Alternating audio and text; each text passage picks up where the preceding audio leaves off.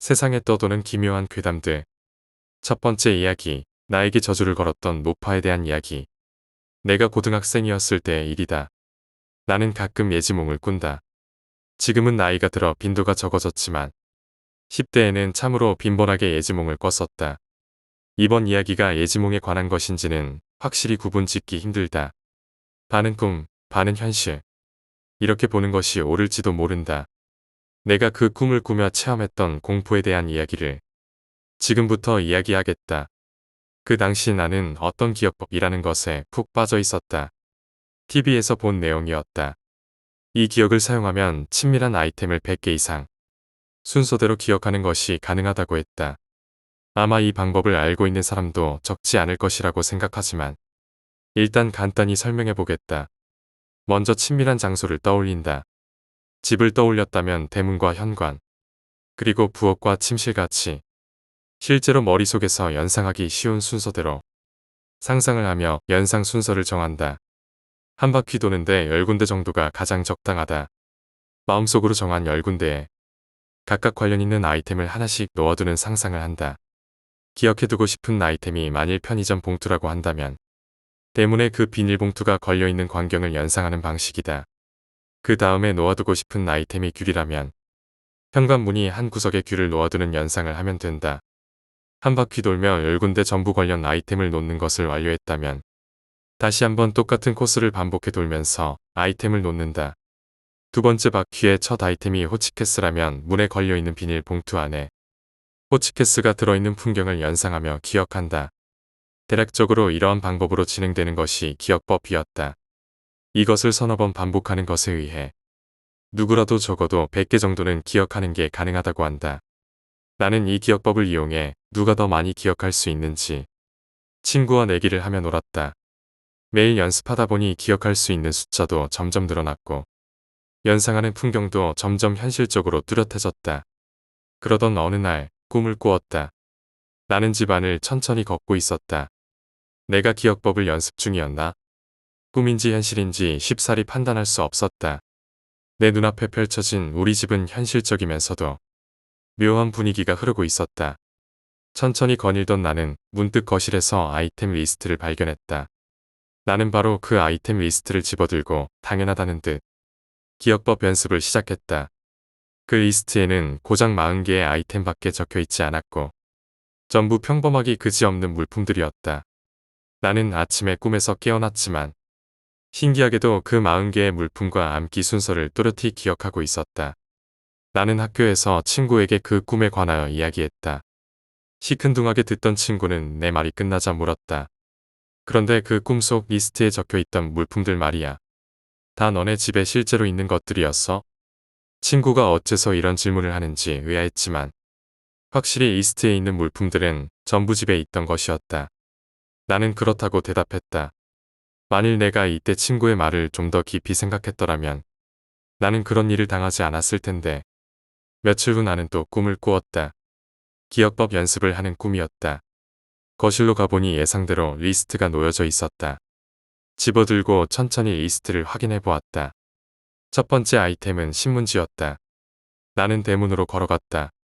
앞에 누군가가 있었다. 유모차를 밀고 있는 노파였다. 허리는 굽고 머리카락은 백발이었다. 그 노파는 내가 있는 곳을 빤히 쳐다보고 있었다. 한 번도 본 적이 없는 노파였다. 나는 그냥 무시하고 대문에 신문지를 걸쳐놓기로 했다. 두 번째는 장돌이었다. 재미있게도 꿈속에서는 필요한 아이템이 곧바로 나타났다. 신문지도 장돌이도 그냥 어느새 정신을 차려보면 내 손에 들려 있었다. 나는 장돌이를 현관문 옆에 세워두었다. 세 번째는 야구 배트였다. 나는 그것을 현관 안쪽 신발장 위에 올려두었다. 네 번째 아이템을 확인하고 조금 이상하다는 생각이 들었다. 등유였다. 어느새인가 나는 등유가 가득 찬 플라스틱 통을 들고 있었다. 나는 그 통을 거실에 놓아두었다. 하지만 나는 그때 눈치를 챘어야 했다. 다섯 번째 아이템은 식칼이었다. 이상했다. 아까부터 아이템들이 위험한 물품들로만 구성되어 있다. 나는 흐릿한 불안감이 들었지만 일단 부엌에 있는 식탁 위에 식칼을 놓았다. 여섯 번째 아이템을 확인했다. 전기 테이프였다. 드디어 위험하지 않은 물품이 등장했구나. 나는 안심하고 화장실 세탁기 위에 그것을 올려두었다. 7번째는 시멘트라고 적혀 있었다. 시멘트라고? 나는 시멘트가 들어있는 봉투를 목욕탕 안에 놓았다. 이상하다. 이 시점에서 나는 꿈을 꾸고 있다는 사실을 완전히 인식한 상태였다. 어떻게 해야 할지 잠시 망설였지만 일단은 한 바퀴 돌고 나서 생각해 보기로 했다. 다음 차례는 내 방이다. 문을 열고 들어가 보니 현실과 다를 것 없는 똑같은 내 방이었다. 8번째 아이템은 밧줄이었다. 나는 침대 위에 밧줄을 휙하고 던졌다. 문득 시선이 쓰레기통 쪽으로 갔다. 무엇인가 거뭇한 물체가 가득 차 있는 것 같았다. 가까이 가서 확인을 해보니 그것은 검고 긴 머리카락이었다. 나는 소스라치게 놀라 방에서 뛰어나왔다. 복도에서 나는 숨을 몰아쉬며 필사적으로 정말 이상한 꿈이라고 생각했다. 하지만 설마 꿈속인데 위험한 일을 당할 리가 있겠는가 하는 생각이 들었다. 나는 계속해서 기억법 연습을 진행했다. 9번째 아이템은 마이너스 드라이버였다. 나는 그것을 2층 화장실 변기 위에 올려놓았다. 10번째는 가스페니터였다. 나는 그것을 2층 복도 한 구석에 놓아두었다. 11번째는 피아노 선이었다. 10번째 아이템까지는 우리 집에 있는 물품이었지만 분명 피아노 선은 없었다. 손에서 피아노 선에 미끌미끌하고 팽팽한 감촉이 났다. 피아노 선이 들려 있었다. 우리 집에 이런 게 있던가? 이상했지만 일단은 계단 제일 밑쪽에 그것을 놓아두었다. 이것으로 한 바퀴를 돌았다. 이상한 부분도 있었지만 꿈이니까 그런 거겠지. 나는 2바퀴째를 돌기로 했다. 하지만 그 결정이 커다란 실수였다는 것을 나는 곧 깨닫게 된다. 현관에서 나가 대문으로 향했다. 리스트를 보니 다음 아이템은 라이터였다. 그 순간 뭔가 소리가 났다. 대문 밖에서 나는 소리였다. 다가가서 보니 아까 봤던 그 노파가 내가 대문에 걸어둔 신문지에 라이터로 불을 붙이려 하고 있었다. 나는 허둥지둥 대문 건너편에 손을 뻗어 노파에게서 라이터를 빼앗았다. 다행히도 불은 붙지 않았지만 나는 그때부터 이 꿈이 명백하게 이상하다는 것을 눈치챘다. 무슨 짓이야? 라고 소리를 질렀지만 노파는 입을 굳게 다물고 나를 빤히 쳐다보더니 갑자기 사라졌다. 나는 대문에 걸어둔 신문지로 라이터를 둘둘 말아 우체통 안에 쑤셔넣고 현관 앞에서 애써 사고를 정리해보려 노력했다. 이 기묘한 현실감과 정상적이지 않은 진행 상태. 내가 기억법 연습을 계속해야 하는 것인지 고민이 됐다. 마치 나의 감이 경고를 하는 것 같았다. 하지만 꿈이라는 것을 이미 자각한 상태다. 무슨 일이 생기면 잠에서 깨면 될 것이라는 생각으로 계속하기로 결심했다. 아이템 리스트를 확인해 보았다. 눈길용 타이어 체인이었다. 현관문 옆쪽 구석에 그것을 놓아두었다. 다음 아이템은 인형이었다. 우리 집에 인형 같은 것은 없는데. 하지만 어느새인가 내 손에는 인형이 들려 있었다. 일본 인형이었다. 어디서 본 것만 같은 기분이었지만 어디서 봤는지 떠오르지 않았다. 나는 그것을 현관문 안쪽 신발장 위에 두었다. 그리고 다음 아이템이 무엇인지 리스트를 확인해 보았다. 다음 아이템은 불이었다. 그런 걸 어떻게 놓으라는 소리지? 나는 불길한 예감이 들었다. 다음 차례는 거실이었다. 그리고 거실에는 아까 놓아둔 등유가 든 플라스틱 통이 있다. 설마 통에 불을 붙이라는 말은 아니겠지. 그 순간 현관에서 덜컥거리는 소리가 났다. 나는 조심조심 현관문 밖을 내다보았다. 밖에 누군가가 있었다. 그리고 그 사람은 아까 내가 현관문 옆에 놓아둔 눈길용 타이어 체인으로 문고리를 칭칭 감고 있었다. 나를 가둬둘 셈인가? 나는 주춤하며 뒷걸음질을 했다. 내 다리에 부딪힌 등유통이 쓰러져서 콸콸 흘러나왔다. 등유는 순식간에 지면을 타고 현관문 밖에까지 흘렀다. 아까 노파가 불을 붙이려 하던 라이터 소리였다. 분명 아까 내가 우체통 안에 넣어놨는데 노파는 분명 그것을 끄집어내서 불을 붙이려는 속셈인 것이었다. 나는 전력 질주로 부엌까지 달려갔다. 순식간에 현관에서 거실까지 불길이 올랐다. 탄내가 집안 가득 차올랐다. 꿈속인데 뜨거움이 느껴졌다. 나는 잠시 부엌에서 불을 지켜보았다. 불길은 서서히 임박해오고 있었다. 이건 보통 꿈이 아니다. 아기가 있는 누군가의 의지가 개입한 꿈이라는 생각이 들었다. 이대로라면 난 여기서 죽을지도 모른다. 꿈에서 죽는다면 현실의 나는 어떻게 되는 거지? 나는 두려워서 어떻게든 타개할 방법이 없을까 하고 리스트를 보았다. 그리고 그 순간 나는 얼어붙었다. 다음 아이템은 다름 아닌 발목이었다. 패닉에 빠져 우왕좌왕 하다가 일단 다가오는 불길을 피할 요량으로 화장실 쪽으로 달려가기로 생각했다. 그 순간이었다. 무엇인가 질질 끌리는 소리가 들렸다. 소리의 근원지를 보니 신발장 위에 두었던 일본 인형이 첫 바퀴를 돌 때 놓아두었던 야구 배트를 질질 끌며 다가오고 있었다. 꿈이라고는 하지만 사태가 점점 심각해져 갔다. 인형은 손에 든 야구 방망이로 화장실로 달려가는 내 다리를 무서운 속도로 가격했다. 나는 쓰러지고 말았다. 굉장한 아픔이었다. 꿈인데도 이렇게나 아픔이 느껴지다니. 하지만 그 아픔을 뛰어넘는 격통이 발 밑으로 느껴졌다. 쓰러진 자세로 고개를 들어 발 밑을 보니 아까 그 인형의 손에 식칼이 들려 있었다. 그리고 없었다. 나의 오른쪽 발목이 없었다. 인형은 무표정하게 나의 오른쪽 발목을 주워 식탁 위에 올려놓았다. 죽을지도 모른다는 공포감이 강하게 밀려왔다. 어떻게든 화장실로 기어갔다. 그곳에는 아까 놓아둔 전기 테이프가 있을 것이다. 그 테이프가 있다면 잘린 발목을 지혈할 수 있다. 아무리 생각해도 이것은 그저 꿈이 아니었다. 하지만 그렇다고 해서 현실도 아니었다. 나는 눈을 감고 잠을 깨려고 했다. 그러나 몇 번을 시도해도 잠에서 깨지 않았다. 꿈이 아닌 건가? 하지만 어떻게 생각해보아도 현실이 아니라는 것은 자명했다. 어떻게 해야 좋을지 알 수가 없었다. 갑자기 일본 인형이 눈앞에 나타났다. 나는 화들짝 놀라 피하려 했지만 온몸에 힘이 들어가지 않았다. 그 인형의 손에는 아까 화장실 세탁기 위에 올려둔 전기 테이프가 들려 있었다. 순식간에 나의 손발은 결박당하고 말았다. 목욕탕 쪽에서 철벅철벅하는 소리가 들렸다. 시멘트다. 시멘트와 물을 혼합하고 있는 것 같았다. 나는 다음 리스트를 보았다. 손목이라고 적혀 있었다. 인형은 무서운 힘으로 나를 목욕탕으로 데리고 가 왼쪽 손을 시멘트 안에 밀어 넣었다. 시멘트는 순식간에 굳었다. 그러자 인형은 다시 엄청난 힘으로 나를 끌어당겼다. 그리고 나의 왼손은 뜯어져 나갔다. 주변의 모든 움직임이 슬로우 모션처럼 보였다. 아까까지 목욕탕 안에 가득 차 있던 시멘트는 어느덧 간데 없이 사라지고 인형이 나의 손목을 줍고 있었다. 감각이 마비된 것인지 아픔은 더 이상 느껴지지 않았다. 나는 내 방으로 기어갔다. 창문 밖으로 도망치기 위해서였다. 아마도 지금 이 공간은 누군가의 저주에 의한 결계 아닐 것이다.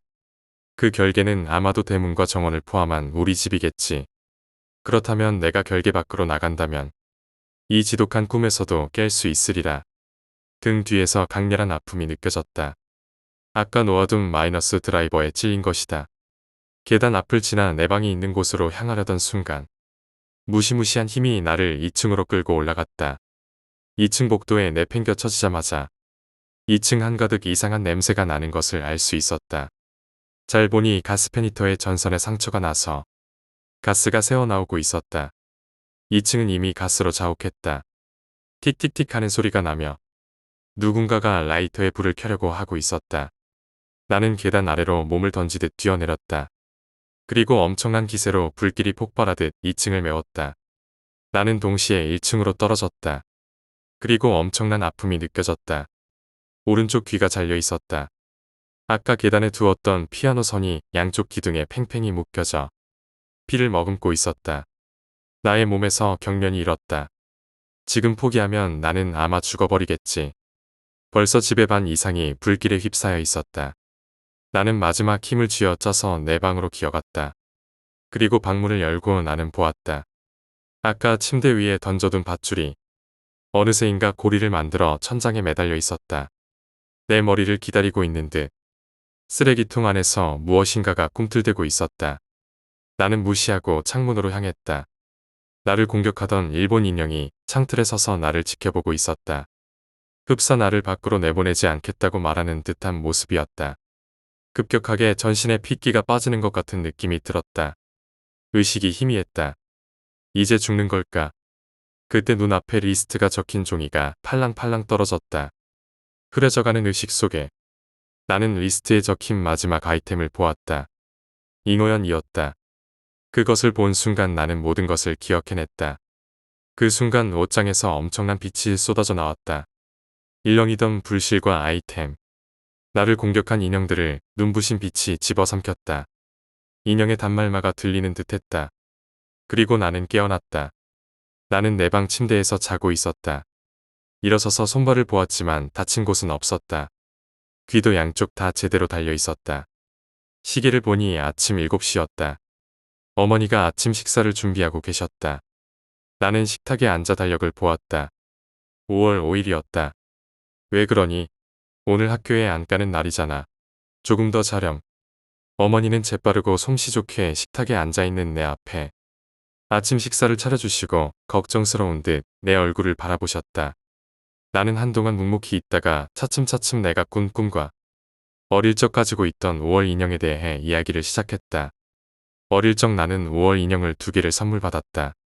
하나는 킨타로 인형이었고 다른 하나는 미나모토노 요시츠네였다. 나는 커다랗고 귀여운 킨타로 인형이 대번에 마음에 들었지만 요시츠네는 평범하고 그다지 마음에 들지 않았었다. 매년 5월이 되면 이 두 인형을 꺼내어 내 방에 장식하곤 했다. 어느 날 나는 장난감 대신 요시츠네 인형을 가지고 놀고 싶었다. 유리 케이스 안에서 요시츠네 인형을 꺼내어 친구의 괴수 인형과 싸움놀이를 하며 놀았다. 놀이는 갈수록 격해져서 강에도 담갔다가 끈으로 묶어 빙글빙글 돌리기도 했다. 그리고 끝내는 폭죽으로 해서는 안 될 장난을 하고 만 것이다. 나는 알아볼 수 없을 정도로 본 모습을 잃어버린 요시츠네 인형이 갑자기 무서워졌다. 망가진 요시츠네 인형을 그 상태로 케이스에 넣고 옷장 구석에 처박아 버렸다. 그 당시 나는 어머니에게는 그냥 방해돼서 치워버렸다고 둘러댔었다. 이듬해 나는 중학생이 되었다.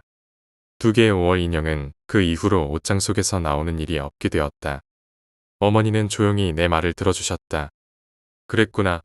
요시츠네 인형은 분명 외로웠던 것일 거야. 나는 어머니와 아침 식사를 마치고 옷장에서 2개의 인형을 찾아냈다. 몇 년 만이었다. 킨타로 인형은 받았던 때와 동일한 모습이었지만 요시츠네 인형은 내 기억보다 몇 배는 더 흉측한 모습으로 변형되어 있었다. 나는 변형된 곳을 컬러, 플라스틱과 접착제로 보수했다. 너덜너덜해진 갑옷도 새로 만들어 입혔다. 다음 날에 더할 나위 없이 늠름해진 요시츠네 인형이 완성되었다. 나는 요시츠네 인형 앞에 무릎 꿇고 앉아 내가 어릴 적 했던 행동들을 마음 깊은 곳에서 사과했다. 이제부터 소중히 다루겠다고 맹세했다. 그리고 두 인형을 5월 내내 내 방에 장식해 두었다. 지금 생각해보면 분명 그 꿈은 어릴 적 나를 지켜준 은혜도 있고 흉측하게 변형된 그대로 암흑 속에 방치해버린 나에게 보내는 인형들의 경고였을 것이라고 생각한다. 그 이후로 나는 지금까지 그 꿈을 꾸지 않는다. 하지만 지금 눈치챈 것이지만 이상한 점이 한 가지 있다. 대문 밖에 있던 그 노파다. 그 꿈의 결계는 분명 마당을 포함한 우리 집 전체였다. 하지만 그 노파는 결계 밖에 있었다. 그 이후로 그 노파에 관한 꿈 역시 꿔본 일은 없지만 그 사실에 대해 눈치채버린 지금 매우 불길한 예감이 든다. 그 노파의 존재는 마치 저주를 건 사람처럼 공포스러워서 나는 그녀에 대한 생각을 멈출 수 없었다. 그녀가 왜 내 꿈속에 나타났을까? 어떤 의도가 있었던 걸까? 꿈속에서의 그녀의 행동은 분명 의미심장했다. 그래서 나는 그녀에 대해 더 알아보기로 결심했다. 어느 날 우연히 나는 그녀에 대한 정보를 발견했다. 오래된 신문 기사에서 그녀의 얼굴을 발견한 것이다. 기사에 따르면 그녀는 오래전에 사라진 지역의 주민이었고 이상한 저주와 관련된 사건으로 알려져 있었다. 그녀의 손에 의해 많은 사람들이 비극적인 운명을 맞이했다는 소문이 돌았다. 하지만 그녀가 사라진 이후 그녀에 대한 어떠한 소식도 찾을 수 없었다. 나는 이 정보를 가지고 그녀가 살았던 마을로 향했다. 마을 사람들은 그녀의 이름을 듣기만 해도 두려움에 떨었다. 그들은 그녀가 저주를 퍼뜨리는 마녀였다고 말했다. 그녀는 자신의 가족을 잃은 후 마을 사람들에게 복수를 하기 위해 저주를 걸었다는 이야기였다. 나는 그녀의 집터를 찾아갔다. 그곳은 황량하고 쓸쓸한 폐허만이 남아 있었다. 나는 그곳에서 그녀의 물건들을 발견했고 그녀가 사용했을 것으로 추정되는 오래된 주문책도 발견했다. 그 책에는 다양한 주문과 의식이 적혀 있었다. 그 순간 나는 느꼈다. 그녀의 영혼이 여전히 이곳에 머물고 있다는 것을 말이다. 나는 그녀의 영혼을 안식시키기 위해 의식을 진행하기로 결심했다. 그녀의 고통과 분노가 이해되었다. 그녀는 사랑하는 가족을 잃고 세상에 대한 복수심에 사로잡혀 있었던 것이다. 의식을 마친 후 나는 마을 사람들에게 그녀의 이야기를 전했다. 그녀의 과거를 이해하고 용서의 마음을 갖게 된 그들은 그녀를 위한 기념비를 세웠다. 그녀의 영혼이 드디어 평화를 찾았다는 느낌이 들었다. 그 이후로 그녀에 관한 악몽은 다시는 꾸지 않았다. 두 번째 이야기, 불광동의 소름 끼치는 집. 80년대 연신내 시장 부근 언덕 꼭대기에 살던 불광동 그 집에서 일어났던 일이야. 나는 지금 송파에서 살고 있어. 내가 송파로 이사온 가장 큰 이유 중 하나는 전에 살던 그 집이 흔히들 말하는 마가 꼈다는 것이야. 그 집은 현재 허물고 다가구 주택이 지어져 있으며 아직 그 터는 불광동 언덕배기에 있어. 본인이 어렸을 때의 일이야. 그 집에 살기 전에 우리 가족은 마당이 좁은 집에서 살고 있었어. 그 집은 약 5가구가 살았던 걸로 기억나. 그리고 마당은 시멘트로 몰타리를 쳐놔서 마당에 화초 같은 것을 뿌리내리고 키우기는 어려웠지.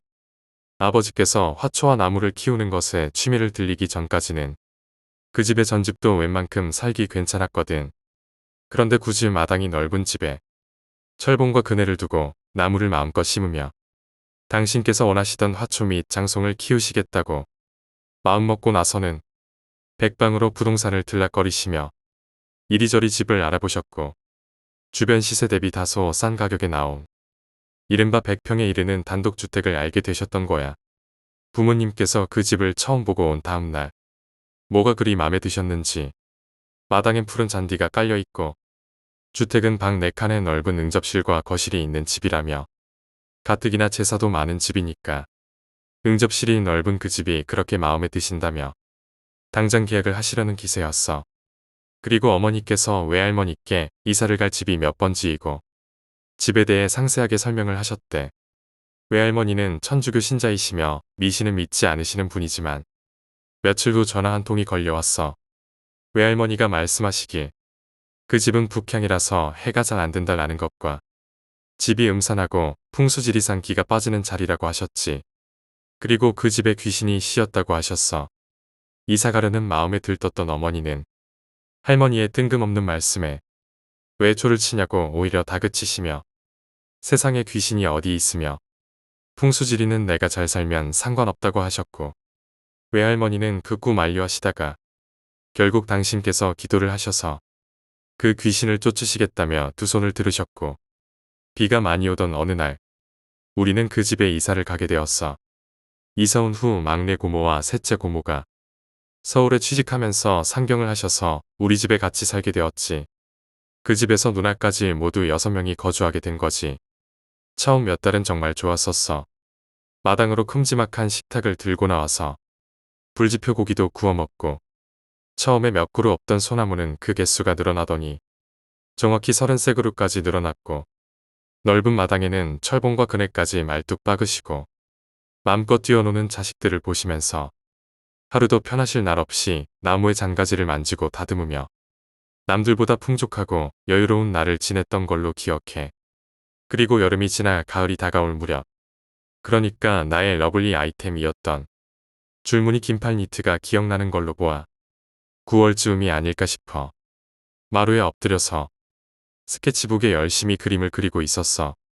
어머니는 퇴근하실 아버지의 저녁상을 차리고 있었고 거실은 주방과 연결되어 있어서 어머니는 엎드려 있는 내 뒤쪽으로 일을 하고 있는 형상이었어. 한참 그림을 그리는데 주방에서 쿵하는 둔탁한 소리가 들렸어. 직감적으로 굉장히 무서운 느낌이었고 그 느낌 때문에 놀랐음에도 불구하고 뒤를 못 쳐다봤어. 도마를 두드리며 채소를 다듬던 소리가 들리지 않고 무엇인가 엎질러지는 소리도 함께 났기에 아주 조심스럽게 고개를 쓱 돌려 뒤를 돌아봤는데 어머니가 바닥에 쓰러져 계셨고 그 눈은 나를 정면으로 쏘아보고 계셨어. 엄마의 눈은 초점이 없었지만 눈빛은 굉장히 섬뜩했고 나는 그 자리에 얼어서 어머니의 동태를 살폈는데 뜬 눈으로 누워 계신 어머니는 미동도 없으셨고 나는 너무 무서워서 집을 뛰쳐나가 옆집 문을 두드리며 평소 친하게 지내시던 종이 엄마를 외쳐댔어. 고무장갑을 끼고 달려나오신 옆집 종이 어머니는 너무 놀라 소리를 고래고래 지르던 나를 달래고 나의 상황을 띄엄띄엄 들으시고는 장갑도 벗지 못하시고 집으로 달려 들어오셨어. 그리고 초인적인 힘을 발휘하셔서 어머니를 등에 들쳐업고 근처 가장 크다는 동네 산부인과 겸 수학과로 달리셨어.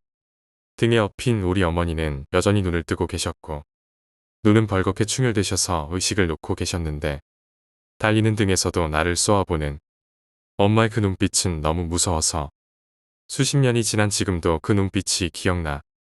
아무튼 들쳐업고 뛰는 중에 동네 아주머니 몇 분이 합심해서 어머니를 병원 응급실에 데려가셨고 응급실에서 다급하게 검사를 받았지. 한참 후 아버지가 달려오셨는데 의사가 도대체 병명을 모르겠다는 거야. 큰 병원으로 빨리 가보라고 해서 연세 세브란스 병원으로 이동했어. 나는 집에 누나랑 남아서 엄마를 부르며 마구 울었어. 두려움과 걱정, 그리고 그 눈빛. 종이 어머니가 우리를 달랬는데 유독 나는 울음을 그치지 못하고 헐떡거렸고 고모가 집에 와서야 나는 겨우 울음을 멈추고 잠이 들었어.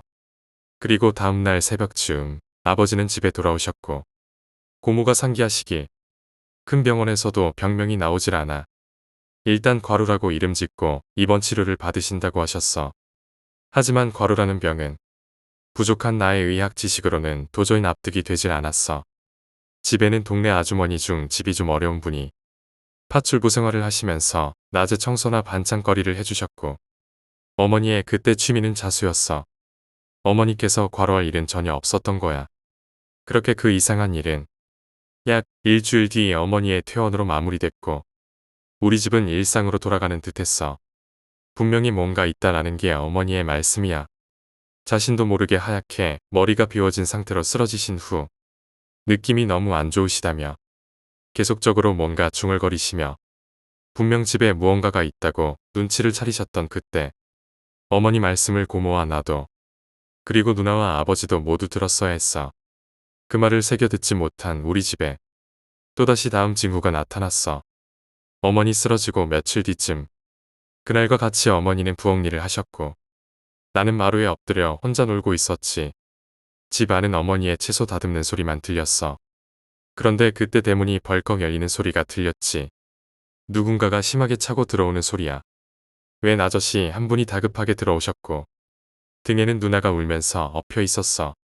며칠 전부터 조금씩 돋아나던 누나 다리의 반점이 수두 환자처럼 다리 전체로 퍼져서 열이 끓고 얼굴이 벌겋게 상기되어 누나는 의식을 잃었다 깨어나기를 반복하면서 울 힘도 없는지 꺼욱꺼욱거렸지.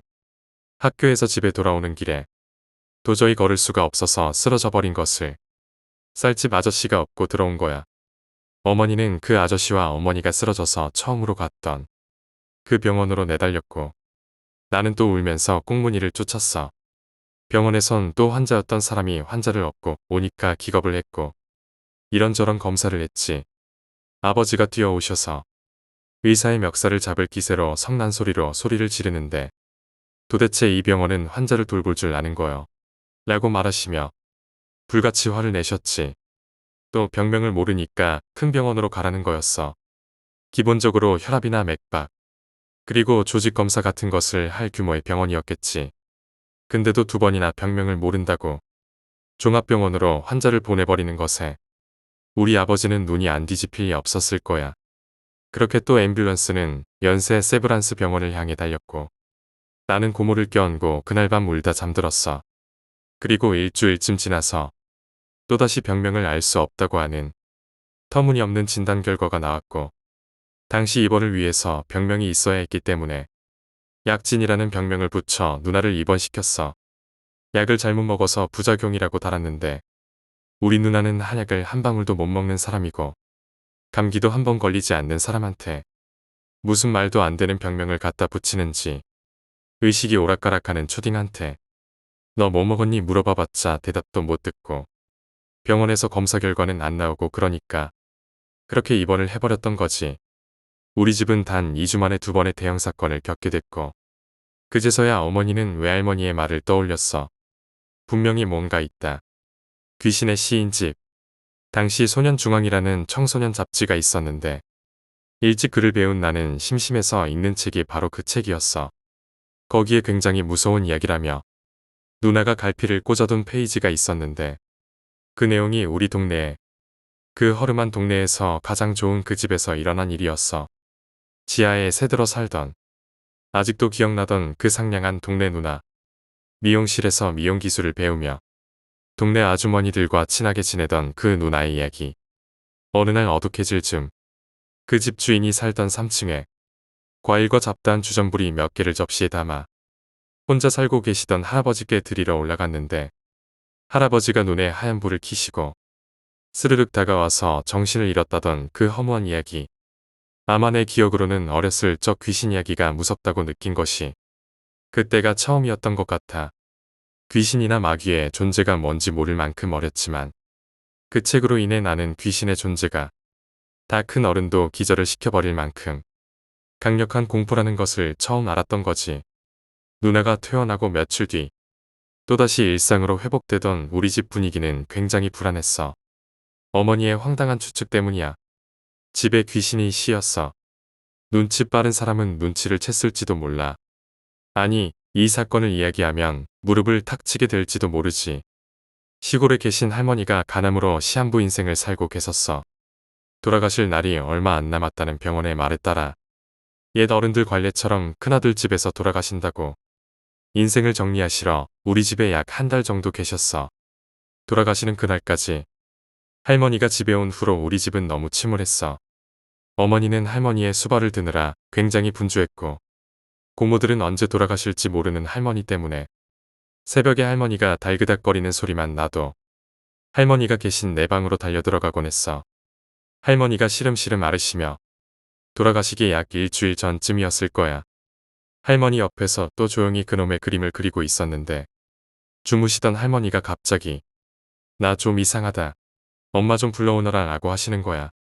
그리고 할머니의 앞에 오신 엄마와 아빠는 할머니의 갈 때가 됐다라는 말에 아무렇지도 않은 척 하시면서도 마음의 준비를 하셨을 거고 꿈에 돌아가신 이모님이 자꾸 나온다. 그 이모님이라는 분이 할머니를 자꾸 같이 가자고 설득했고 할머니는 싫다고 하는데도 당신께서 고통이 심하시니까 자꾸 따라가게 되시더래. 그래서 다음에 부르면 같이 갈 거니까 준비하라고 하셨지. 마침 집에 계셨던 아버지는 할머니께 몸이 많이 약해지셔서 헛것이 보이는 거니까 괜찮다고 하시면서도 많이 불안해 하셨겠지.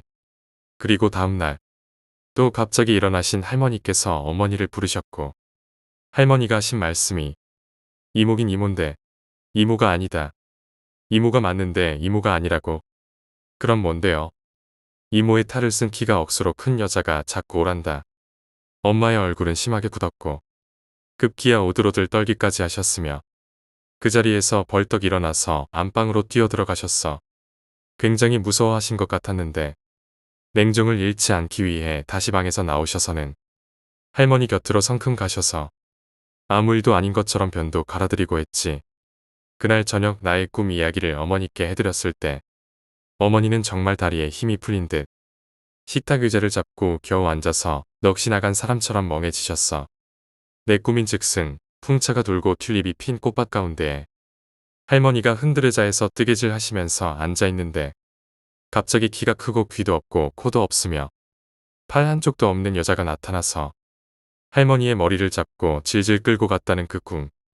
내가 달려들어 붙잡았는데 오히려 할머니의 표정은 미소를 짓고 계셨고 그 키 큰 여자는 나에게 눈빛 한번 주지 않고 할머니를 끌고 어디론가 가는 꿈이었지. 그리고 그렇게 일주일 후쯤 유치원에서 돌아온 집에 손님들이 가득 있었고 할머니께서는 병풍 뒤에서 영원한 잠을 주무셨지. 장례를 치르고 며칠 뒤 엄마는 평소 사이가 그렇게 좋지 않던 시누이 둘을 안방으로 불렀어. 니들 얼른 피해야겠다라고 말했지. 어머니가 갑자기 뚱딴지 같은 소리를 하자 고모 두 분은 분명 언니가 우리가 싫어서 내쫓으려는구나 라고 생각했을 거야. 그리고 말 같지도 않은 이유를 대니까 화도 나셨겠지. 집에 귀신이 씌었어. 엄마가 여태 일어난 대형사고 3가지를 논해본 결과 항상 집안 장손의 눈앞에서 집안의 여자가 수모를 겪고 있다는 결론이 도출된 거야. 그리고 그 이야기를 고모한테 했는데 평소 덩치는 조그만해도 담도 크고 손도 크고 괄괄하던 셋째 고모는 콧방귀도 안 뀌고 방을 박차고 나왔고, 같이 화를 낼 것 같던 막내 고모는 그 자리에서 괜찮다며 쿨한 척 일어났어도 셋째 고모와 밤새 싸우기도 타이르기도 하면서 우리 어머니의 말을 믿고 같이 나가자고 셋째 고모를 설득했지. 하지만 뚝심 있던 셋째 고모는 결국 당치도 않는 소리에 속지 않겠다며 피신을 거부하셨고, 결국 막내 고모만 친구 집으로 나가셨으며 어머니는 집을 부동산에 내놓으셨어. 그리고 피신을 거부하신 셋째 고모는 어머니의 추리 결과에서 오차도 없이 해를 당하고 마셨어. 마루에서 TV 보던 내 앞에 비틀거리면서 쓰러지던 고모. 입에선 피를 토하고 있었고 머리를 쥐어 뜯으면서 숨도 못 쉬던 고모는 어머니께 엎혀서 곧장 종합병원에 실려가셨지. 치료를 받고 입원하셔서 수술까지 받고 중환자실에 눕고 마셨지. 고모의 방에선 독약이 한 병 발견됐고 어머니는 중환자실에서 고모를 다그쳤어. 니는 엄마 돌아가셨다고 니가 죽으면 웃잘라고 그랬나. 의식을 차린 고모는 어머니의 다그침에 표정 변화도 없이 계시다가 한마디 했어. 언니는 아무것도 모르면서 그런다. 고모의 말씀은 그날 그 약이 왜 자기 방에 있었는지도, 그리고 그 약을 내가 왜 먹었는지도 모르겠고 내가 지금 왜 여기 누워있는지도 모르겠다는 것이었어. 그리고 이사가자라는 말만 되풀이하고 되풀이했지. 집안 여자는 모두 옆집으로 피신했어. 나하고 아버지도 그냥 옆집에 살면서 우리 집에 가지도 못했지. 나는 당시에는 왜 우리 집에 못 가는지 잘 몰라서 가끔 몰래 마당에서 공도 차고 철봉도 하고 놀았는데 그럴 때마다 엄마한테 굉장히 혼났었어. 그 집은 한 달 정도 있다가 팔렸고 그 집에는 약 10가구 이상의 다가구 주택을 짓는다는 말을 듣게 되었어. 그리고 송파로 이사와서 3개월 정도 지났을 때 엄마는 낯선 사람의 전화를 받고 다급하게 음식을 준비하며 나갔어. 그 집에서 관이 하나 나왔고 경찰들이 엄마를 호출한 거야. 그리고 엄마는 그 집에 가서 그 상황을 봤는데 집안 공사를 하던 도중 사람 손목이 들어가 있는 관이 나왔는데 분명 여자의 손이었대. 그래서 이상한 주소 같은 걸 쓰고 왔으며 어머니는 혼자서 그 집 앞에서 큰절을 2번 올리고 오셨다고 하더라고. 어머니의 예상으로는 굉장히 응어리진 여자의 한이라고 하셨지. 그러니까 그것도 아들과 관련되어 여자한테 뭔가 수모를 당한 한 깊은 여자가 귀신이 되어 그 집에 오는 여자들한테 무엇인가 얘기했으려고 했던 것 같다고 하셨어. 그리고 한참이 지나고 알 것 다 아는 지금의 나이에 내가 생각해봐도 그 집에는 분명 어머니가 말씀한 것 같은 한 맺힌 집이 아닐까 싶네.